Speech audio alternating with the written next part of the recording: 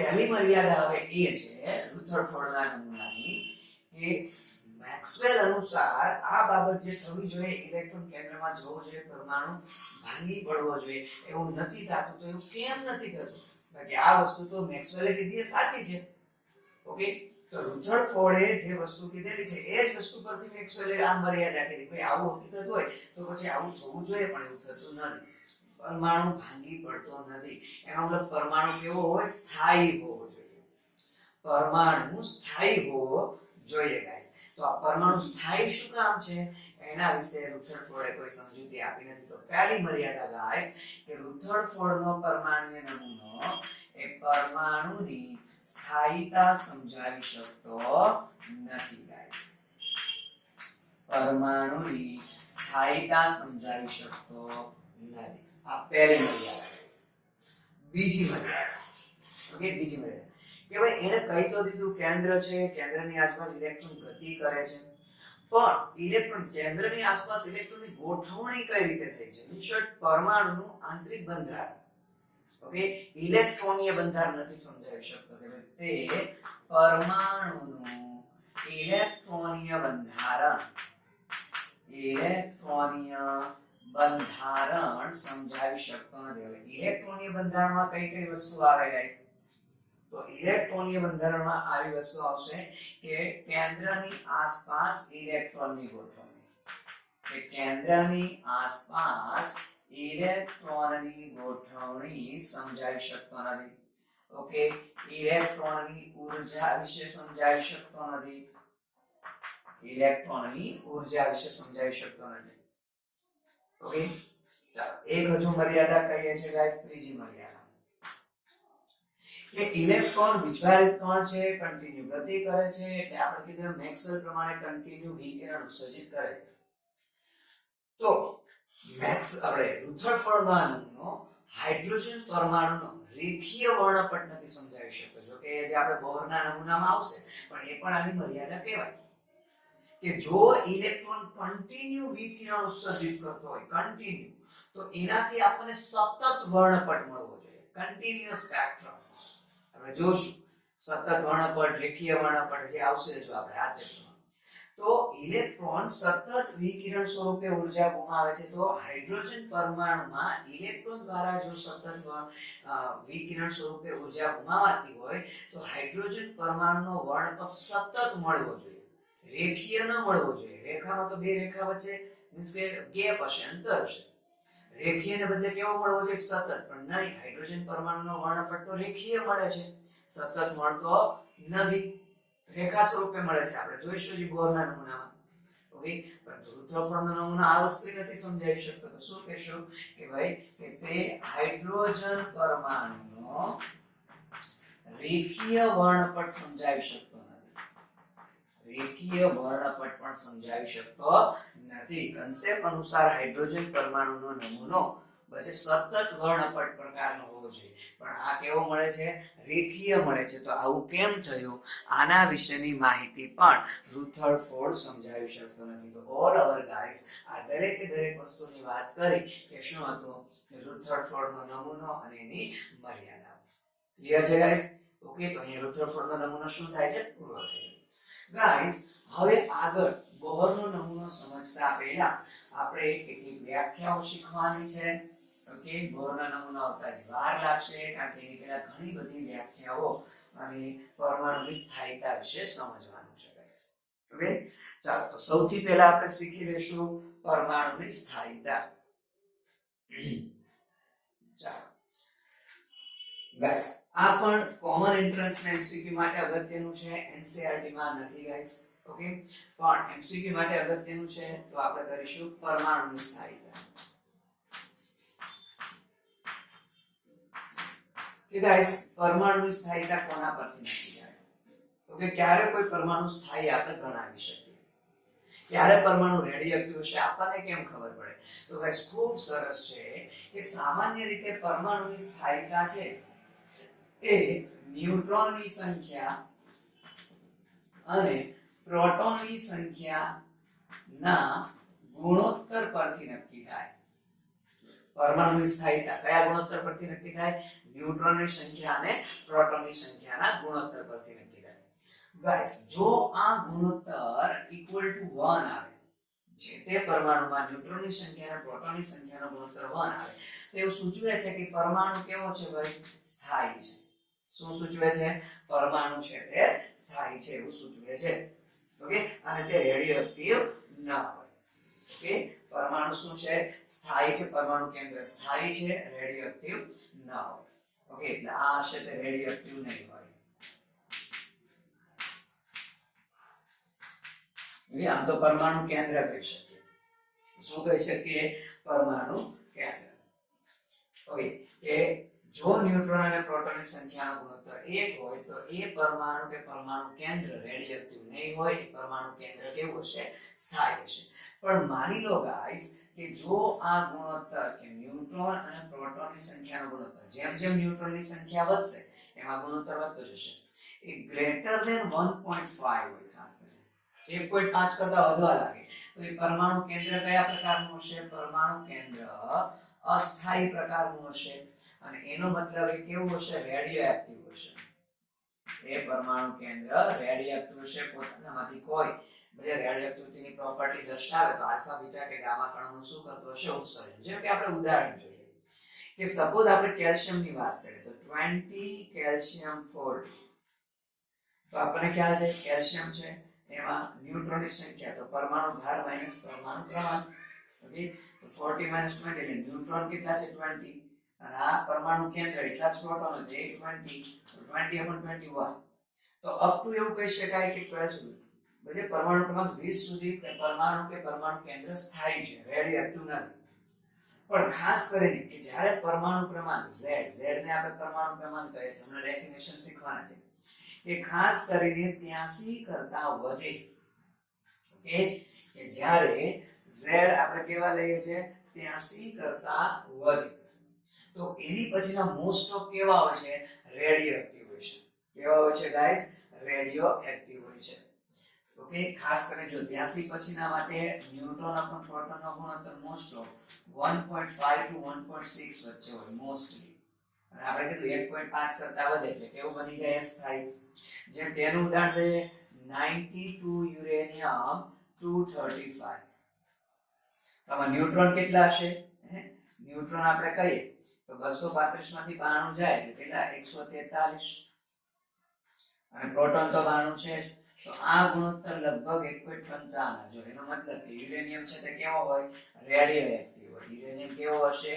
Radioactive. તો guys topic બહુ નાનો છે પણ એમસીક્યુ માટે અગત્યનો છે. ઓકે, કે પરમાણુ કેન્દ્રની સ્થાયીતા, ન્યુક્લિયર સ્ટેબિલિટી આમ તો કહીએ આપણે.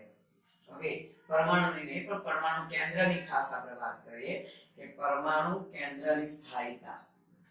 કે જો પરમાણુ કેન્દ્ર છે ઓકે એમાં ન્યુટ્રોન અને પ્રોટોનનો ગુણોત્તર અપ ટુ 1 સુધી હોય તો સ્થાયી, પણ 1.5 થી વધે તો એ રેડિયોએક્ટિવ પ્રકારનું કેન્દ્ર બનતું જાય છે. Clear guys? ઓકે, તો સિમ્પલ આ ગુણોત્તર શોધી લેવાનો. જેમ કે મેં કેલ્શિયમ માટે ઉદાહરણ આપી દીધું, યુરેનિયમ માટે જેટલું 1.5 થી વધતું જશે એટલી પરમાણુ કેન્દ્રની સ્થાયીતા ઘટતી જાય. એનો મતલબ કેન્દ્ર છે તે રેડિયોએક્ટિવ પ્રકારનું બનતું જાય. ક્લિયર? ચાલો હવે જોઈએ ફરી પાછી કેટલીક ડેફિનેશન. જેમ કે પરમાણુ કેન્દ્ર કોને કહેવાય? ઓકે, આઇસોટોન્સ, આઇસોટોપ્સ, આઇસોડાયફર્સ. ખૂબ અગત્યની ડેફિનેશન્સ છે, ધ્યાન આપજો ગાઈસ. આપણે શોર્ટમાં જ કહીશું ઓકે, પણ તમને દરેકે દરેકનો ખ્યાલ રહેવો જોઈએ ગાઈસ. તો સૌથી પહેલી ડેફિનેશન આપણે વાત કરીશું પરમાણુ કેન્દ્ર પરમાણ્વીય ક્રમાંક.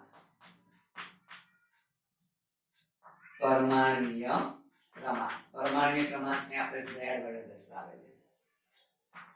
તો કોને કહીશું પરમાણ્વીય ક્રમાંક? તો કે ભાઈ કેન્દ્રમાં રહેલા પ્રોટોનની સંખ્યા, જેટલા પ્રોટોન હોય બરાબર છે એટલો જ એનો શું હોય? પરમાણુ ક્રમાંક હોય. ઓકે, અને જેટલા પ્રોટોન હોય એટલા જ ઇલેક્ટ્રોન હોય. તટસ્થ પરમાણુ. જો શબ્દ પર ભાર મૂકજો, તટસ્થ પરમાણુ, આયોનિક સ્વરૂપનો નહીં. તો હું શોર્ટ એન્ડ સિમ્પલ કહીશ કે પરમાણુમાં રહેલા પ્રોટોનની સંખ્યા. બહુ શોર્ટમાં જ લખીશ ગાઈસ. પરમાણુમાં રહેલા પ્રોટોનની સંખ્યા અથવા હું કહીશ તટસ્થ પરમાણુમાં રહેલા ઇલેક્ટ્રોનની સંખ્યા. તટસ્થ પરમાણુમાં રહેલા ઇલેક્ટ્રોનની સંખ્યાને આપણે શું કહે છે? પરમાણુ ક્રમાંક Z કહીએ છીએ.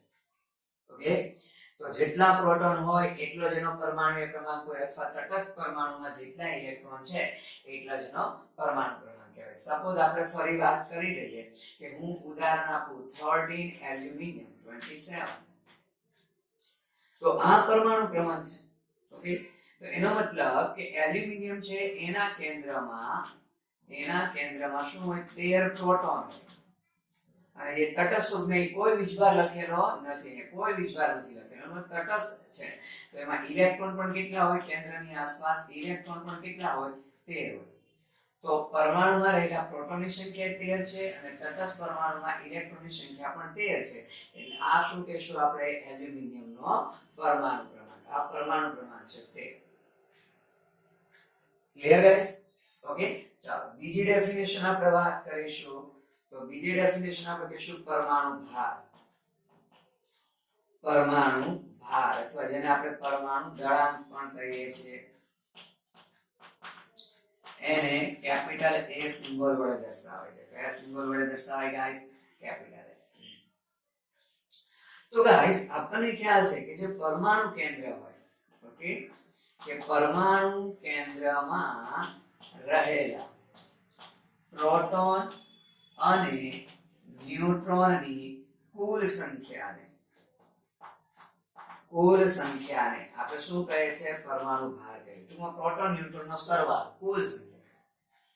પણ ગાઈસ એક ઇમ્પોર્ટન્ટ વસ્તુ છે કે કેન્દ્રમાં રહેલા પ્રોટોન અને ન્યુટ્રોન એ બંનેને ભેગા સંયુક્ત રીતે ન્યુક્લિયોન્સ કહેવાય. શું કહેવાય? ન્યુક્લિયોન્સ. કે પરમાણુ કેન્દ્રમાં રહેલા પ્રોટોન અને ન્યુટ્રોનની કુલ સંખ્યા, ટૂંકમાં પ્રોટોન ન્યુટ્રોનની સંખ્યાના સરવાળાને તે પરમાણુનો શું કહેવાય? પરમાણુ ભાર. કેન્દ્રમાં જેટલા પણ પ્રોટોન છે, જેટલા પણ ન્યુટ્રોન છે, એ બંનેનો સરવાળો, ઓકે, એ કુલ સરવાળાને પરમાણુ ભાર કહે છે. પણ મેં એ બી કીધું કે પ્રોટોન અને ન્યુટ્રોન બે સંયુક્ત રીતે ભેગા તો કયા નામથી ઓળખાય? ન્યુક્લિયોન્સ. ઓકે, તો અલ્ટિમેટલી એવું કહેવાય કે પરમાણુ કેન્દ્રમાં ન્યુક્લિયોન્સની સંખ્યા, કે ન્યુક્લિયોન્સમાં બે આવી જ જાય છે. ઓકે, તો જો પહેલા એવું લાગે સૂત્ર લખીએ તો પરમાણુ ભાર એટલે પ્રોટોનની સંખ્યા પ્લસ ન્યુટ્રોનની સંખ્યા. અને પ્રોટોન એટલે પરમાણુ ક્રમાંક, એટલે ઘણી બુકમાં તમે આવું પણ સૂત્ર જોશો. Z એટલે પરમાણુ ક્રમાંક, જેટલો પરમાણુ ક્રમાંક હોય એટલા જ પ્રોટોન હોય. ઓકે, તો હવે આપણે કહીએ પ્રોટોન ન્યુટ્રોન બે સંયુક્ત રીતે તો કયા નામે ઓળખાય છે? ન્યુક્લિયસ. તો ડેફિનેશન આમ પણ આપી શકાય કે પરમાણુમાં રહેલા ન્યુક્લિયોન્સની સંખ્યાને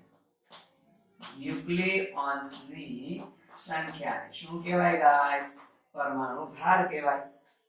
તો પ્રોટોન ન્યુટ્રોનની સંખ્યાનો સરવાળો કયો, અથવા ડાયરેક્ટ એવું કયો ન્યુક્લિયન્સની સંખ્યા. જેમ કે આ જે 27 લખેલું છે આપણે, આ શું સૂચવે છે ગાઈસ? ઓકે, આ પરમાણુ ભાર સૂચવે છે. તો અલ્ટિમેટલી એલ્યુમિનિયમ માટે કહીએ,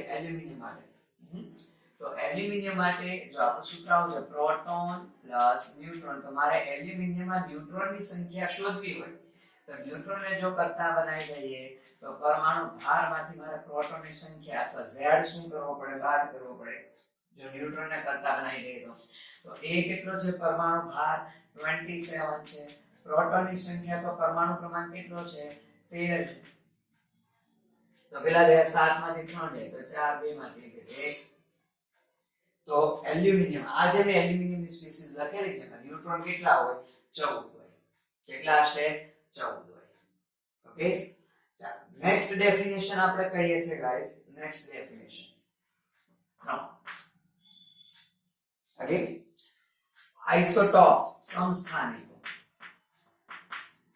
સમસ્થાનિકો, જેને આપણે શું કહીએ છીએ? આઇસોટોપ્સ. તો અમુક ઇંગ્લિશ વર્ડ પર તમને ખ્યાલ રહેવા જોઈએ ગાઈસ. સમસ્થાનિકો ખૂબ સરસ છે ડેફિનેશન, એકદમ ઈઝી. તો પહેલા એક્ઝામ્પલ જોઈશું. એક્ઝામ્પલ જોઈએ ડેફિનેશન ઓટોમેટિક આવશે. ઓકે, કોને કહીશું સમસ્થાનિક? જેમ કે જો હું એવી રીતે લખું 1H1 1H2 અને 1H3. ગાઈસ ઓલ ઓવર એક જ તત્વના પરમાણુ, જો એક જ તત્વ હાઇડ્રોજન છે તો પરમાણુ ક્રમાંક તો એક જ હોવાનો, કે એક જ તત્વના જુદા જુદા પરમાણુ કે જેમના પરમાણુ ક્રમાંક તો સરખા છે, મીન્સ કે પ્રોટોનની સંખ્યા સરખી છે બધામાં, પણ જો પરમાણુ ભાર જુદા જુદા છે. તો પરમાણુ ભાર જુદા જુદા ક્યારે હોય એનો મતલબ જોજો, ખાસ ધ્યાન આપજો. પ્રોટોનની સંખ્યા કહીએ પરમાણુ ક્રમાંક 1 એટલે પ્રોટોન 1, પરમાણુ ક્રમાંક 1 એટલે પ્રોટોન 1, પરમાણુ ક્રમાંક 1 એટલે પ્રોટોન 1. પણ ગાઈસ ન્યુટ્રોન જુદા જુદા હોય. જો 1 - 1 એટલે અહીંયા 0. આપણે આમે આગળ વાત કરી છે પ્રોટોન હોય એમાં ન્યુટ્રોન છે નહીં, પ્રોટિયમમાં ન્યુટ્રોન નથી. અલ્ટિમેટલી ડ્યુટેરિયમ કહેવાય. 2 - 1 એટલે 1, એક ન્યુટ્રોન છે. 3 - 1 એટલે 2, અહીંયા બે ન્યુટ્રોન છે. તો એક જ તત્વના જુદા જુદા પરમાણુ, ઓકે, કે જેમના પરમાણુ ક્રમાંક સરખા હોય પરંતુ પરમાણુ ભાર કેવા છે જુદા જુદા. અને પરમાણુ ભાર જુદા જુદા શું કામ છે? કારણ કે ન્યુટ્રોનની સંખ્યા જુદી જુદી છે. તો ડેફિનેશન બની ગઈ, ગોખવાની જરૂર જ નથી. શોર્ટ આન્સર કે જેમના પરમાણુ ક્રમાંક સરખા હોય પરંતુ પરમાણુ ભાર જુદા જુદા હોય એવી સ્પીસીઝને શું કહેવાય? સમસ્થાનિકો. ક્લિયર છે ગાઈસ? શું કહીએ છીએ આપણે? ઓલ ઓવર કે એક જ તત્વના જુદા જુદા પરમાણુઓ કે જેમાં પરમાણુ ક્રમાંક સમાન હોય. પરમાણુ ક્રમાંક કેવા કહી દીધા? સમાન હોય. પરંતુ પરમાણુ ભાર કહીએ તો પરમાણુ ભાર કેવા છે ગાઈસ? જુદા જુદા છે. કે જેમાં પરમાણુ ક્રમાંક સમાન હોય પરંતુ પરમાણુ ભાર જુદા જુદા હોય તો તેમને એકબીજાના શું કહેવાય? સમસ્થાનિકો. તેમને એકબીજાના સમસ્થાનિકો કહે છે ગાઈસ. ક્લિયર? એકબીજાના શું કહેવાય? સમસ્થાનિકો કહેવાય. અને સમસ્થાનિકો હોય એમાં ન્યુટ્રોનની સંખ્યા કેવી હોય? જુદી જુદી. એ લોકો એકબીજાની સાપેક્ષમાં ન્યુટ્રોનની સંખ્યાની બાબતમાં શું કરતા હોય? જુદા જુદા હોય છે. ક્લિયર છે? ઓકે, ચાલો નેક્સ્ટ ડેફિનેશન કહીએ છે ગાઈસ. ઓકે, આઇસોબાર્સ, સમભારિકો. શેની વાત કરીશું હવે? આઇસોબાર્સ, સમભારિકોની વાત કરીશું આપણે. ચાલો તો નેક્સ્ટ વાત કરે છે ડેફિનેશન 4. ઓકે, આઇસોબાર્સ અથવા જેને આપણે ગુજરાતીમાં કહીએ છીએ સમભારિકો. આઇસોબાર્સ, સમભારિકો વિશે તો ફરીથી પહેલા ઉદાહરણ જોઈશું તો ડેફિનેશન ઓટોમેટિક ખ્યાલ આવશે. હવે પહેલા કરતા ઊંધું પછી સમસ્થાનિકમાં શું હતું? પરમાણુ ક્રમાંક સમાન હતા, પરમાણુ ભાર જુદા જુદા હતા. અહીંયા શું આવશે? પરમાણુ ક્રમાંક જુદા જુદા આવશે. જેમ કે હું તમને કહું કે 18 આર્ગન 40, 19 પોટેશિયમ 40, 20 કેલ્શિયમ 40. ઓકે, તો તમે જોઈ શકો છો ગાઈસ. હવે જુદા જુદા તત્વના પરમાણુ છે. અહીંયા આપણે એક જ તત્વના કીધેલા હતા. એક જ તત્વના જુદા જુદા પરમાણુ કીધા હતા. અહીંયા જુદા જુદા તત્વના પરમાણુઓ કહીએ છીએ. કે તમે જોઈ શકો છો ત્રણેયમાં પરમાણુ ક્રમાંક જુદા જુદા છે પણ પરમાણુ ભાર સમાન છે. પહેલા કરતા ઊંધું છે. તો ડેફિનેશન બની જાય કે નહીં? કે જેમના પરમાણુ ક્રમાંક કેવા હોય? જુદા જુદા હોય. પરમાણુ ક્રમાંક જુદા જુદા હોય પરંતુ પરમાણુ ભાર કહીએ તો કેવા હોય? સમાન. કે જેમના પરમાણુ ક્રમાંક જુદા જુદા છે, પરમાણુ ભાર કેવા છે? સમાન. તો એટલે એકબીજાને શું કહેવાય? સમભારિકો. ભાર સમાન. ત્યાં સમસ્થાનિકો તો સ્થાન સમાન. સ્થાન આવક કોષ્ટકમાં સ્થાન કોને આધારે નક્કી થાય? ક્રમાંકને આધારે. તો જેમના સ્થાન સમાન હોય, પરમાણુ ક્રમાંક સમાન હોય, સમસ્થાનિક. સમભારિક જેમના પરમાણુ ભાર સમાન હોય, સમાન ભાર. ઘણાનો એક્ઝામ્પલ આપી શકાય. જેમ કે જે આપણે કહીએ 6C14 કહીએ તો 7 નાઇટ્રોજન 14. ત્યાં પણ જુદા જુદા એક્ઝામ્પલ આપી શકાય ગાઈસ. ક્લિયર? તો આ કોની વાત થઈ? સમભારિકો. ચલો નેક્સ્ટ આપણે વાત કરવાની છે ગાઈસ એ છે ઓકે આઇસોટોન્સ. આઇસોટોન્સ અને ગુજરાતીમાં આઇસોટોન્સ જ લખાય છે ગાઈસ. ઇંગ્લિશમાં આઇસોટોન્સ જ લખાય. તો આમાં શું હશે? ઓકે, ફરી પહેલા ડેફિનેશન આપણે એક્ઝામ્પલ તો ડેફિનેશન આવશે. કે સપોઝ હું તમને એવું કહું 14 સિલિકોન. ઓકે, 14 સિલિકોન એનો પરમાણુ ક્રમાંક 30, 15 ફોસ્ફરસ 31, 16 સલ્ફર 32. આ ત્રણેય જોવો કે પરમાણુ ક્રમાંક જુદા જુદા, પરમાણુ ભારે જુદા જુદા, પણ ન્યુટ્રોનની સંખ્યા ગણીએ જો 30 માંથી 14 જાય તો 16, 31 માંથી 15 જાય તો 16, 32 માંથી 16 જાય તો 16. ન્યુટ્રોનની સંખ્યા કેવી છે? સમાન. ડેફિનેશન બની ગઈ. ઓકે, કે જેમના પરમાણુ ક્રમાંક અને પરમાણુ ભાર બંને કેવા હોય? જુદા જુદા હોય. બંને જુદા જુદા હોય, પરંતુ તેમાં રહેલા ન્યુટ્રોનની સંખ્યા કેવી હોય? ન્યુટ્રોનની સંખ્યા સમાન હોય. તો તેઓને એકબીજાને શું કહેવાય? આઇસોટોન્સ કહેવાય. ન્યુટ્રોનની સંખ્યા સમાન રહેવી જોઈએ. ક્લિયર છે ગાઈસ? તો તમે આ એક્ઝામ્પલ જોઈ શકો છો. ચાલો નેક્સ્ટ આપણે કહીએ છીએ ગાઈસ આઇસોટોન્સ પછી આઇસોડાયાફર્સ. આઇસોડાયાફર્સ એને ઇંગ્લિશમાં આઇસોડાયાફર્સ કહે છે, ગુજરાતીમાં આઇસોડાયાફર્સ.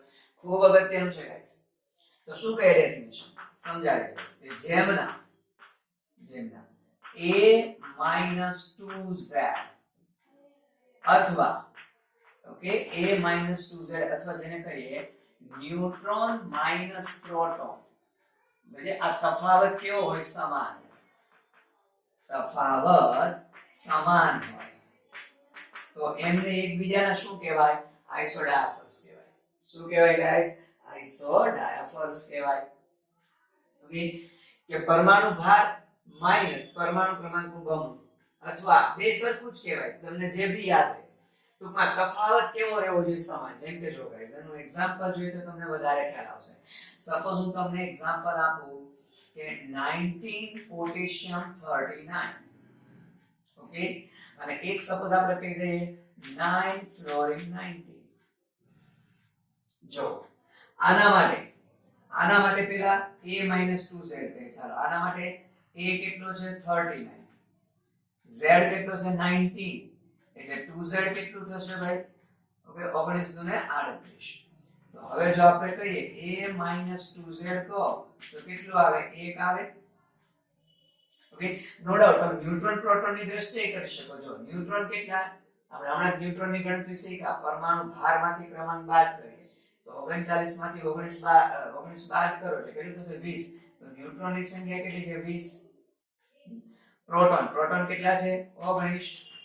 તો જો એની બાદબાકી કરો એટલે ન્યુટ્રોન માઈનસ પ્રોટોન તો કેટલા? એક જ છે. તો જો જવાબ તો બે સરખો જ આવે. એટલે કોઈ બી યાદ રહે બેમાંથી.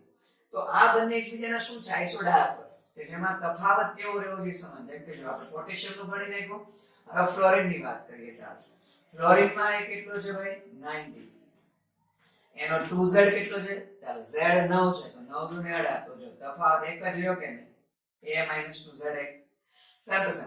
જો ન્યુટ્રોન ગણી લે 19 માંથી 9 જાય તો ન્યુટ્રોન કેટલા છે? 10. પ્રોટોન કેટલા છે ભાઈ? પ્રોટોન 9. તો ફરી તફાવત કેટલો થશે? 1.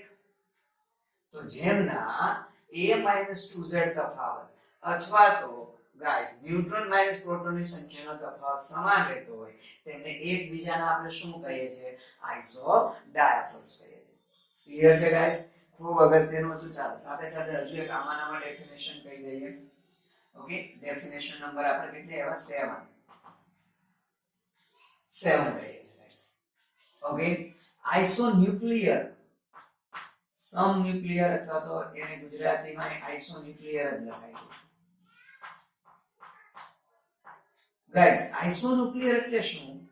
કે જેમની ન્યુક્લિયર પ્રોપર્ટી કેન્દ્રીય ગુણધર્મ એટલે જુદો જુદો હોય. એને પ્યોર ગુજરાતીમાં આપણે કેવું હોય તો સમકેન્દ્રીય કહી શકીએ પ્યોર ગુજરાતીમાં. મોસ્ટ ઓફ આઇસોન્યુક્લિયર વર્ડ જ લખાયેલો આવે છે.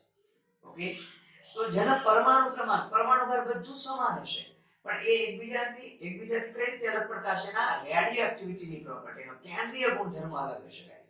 જેમ કે હું પહેલા એક્ઝામ્પલ આપું કે સપોઝ આપણે વાત કરીએ છીએ કે 35 બ્રોમીન 80 અને અહીંયા 35 બ્રોમીન 80. જો બધું સમાન છે, પરમાણુ ક્રમાંક સમાન છે, પરમાણુ ભારે સમાન છે, પણ માની લો આનો જે અર્ધાયુષ્ય સમય છે, આનો અર્ધાયુષ્ય સમય એ 4.4 કલાક છે અને આનો અર્ધાયુષ્ય સમય સપોઝ 18 મિનિટ છે.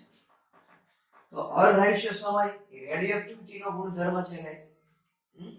તો જેમના પરમાણુ ક્રમાંક પરમાણુ ભાર બધું સમાન પણ જેઓ એકબીજાથી કેન્દ્રીય ગુણધર્મની બાબતમાં અલગ પડે. નોટ કરજો ગાઈસ. ઓકે, અહીંયા થોડી જગ્યાનો અભાવ છે, હું શોર્ટમાં લખી નાખીશ કે જેમાં કેન્દ્રીય ગુણધર્મનો અભાવ હોય. કેન્દ્રીય ગુણધર્મ અભાવ શું? કેન્દ્રીય ગુણધર્મ અલગ અલગ હોય. ઓકે, કેન્દ્રીય ગુણધર્મની બાબતમાં અલગ અલગ પડતા હોય. રેડિયોએક્ટિવિટીની પ્રોપર્ટી અલગ હોય તો એને આપણે શું કહેશું? એવી સ્પીસીસને એકબીજાની આઇસોન્યુક્લિયર સ્પીસીસ કહેશું. Clear guys? ઓકે, ચાલો નેક્સ્ટ ડેફિનેશન જોઈએ. ચાલો નેક્સ્ટ ડેફિનેશન છે આપણે આઇસોઇલેક્ટ્રોનિક. ઓકે, આઇસોઇલેક્ટ્રોનિક મીન્સ કે સમઇલેક્ટ્રોનીય સ્પીસીસ. તો નામ ઉપરથી ખ્યાલ આવે સમઇલેક્ટ્રોનીય કે જેમાં ઇલેક્ટ્રોનની સંખ્યા કેવી હોય ગાઈસ? સમાન હોય. ક્લિયર? ઇલેક્ટ્રોનની સંખ્યા સમાન હોય. તો નેક્સ્ટ આપણે લગભગ 8મો ક્રમ આવ્યા ગાઈસ.